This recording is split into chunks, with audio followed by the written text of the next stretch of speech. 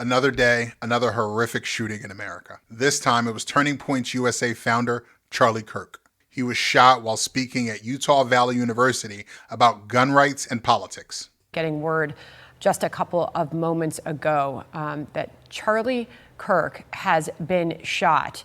We have very few details so far coming in on this. We're dependent on witnesses at Utah Valley University, and he was speaking in front of a crowd.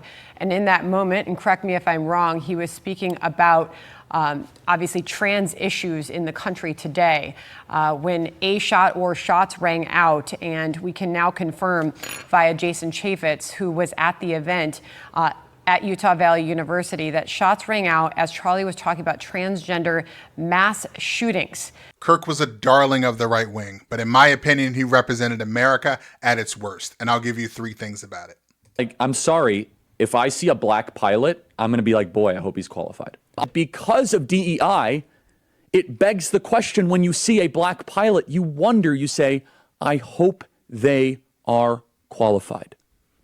I wouldn't think that if the CEO of United or these airlines would reject DEI and say excellence is the ultimate standard. Is if I'm dealing with somebody in customer service who's a moronic black woman, I wonder, is she there because of her excellence, or is she there because of affirmative action? The scene was absolutely horrifying. No one deserves to die like that.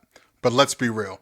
Charlie Kirk was not a martyr. He was a misogynist, a bigot, a white nationalist, and a walking billboard for the incel manosphere culture. He spread hate every chance he got. Thing number two, he was taken out by the very gun culture he spent his life defending. Back in 2023, he said, and I quote, I think it's worth it to have, unfortunately, some gun deaths every year so that we can have the Second Amendment. Today, those chickens came home to roost. Thing number three, the number one perpetrator of violence in this country since its inception has always been the angry white man. From the founding of this country until now, that's the pattern. Utah police have a suspect in custody, but they haven't named him yet. But historically and demographically, we all know where the story is headed. America would rather cling to its guns and excuses for white male violence than confront the issue that's been staring it in the face. Until that changes, this cycle of bloodshed won't stop. But what do you think?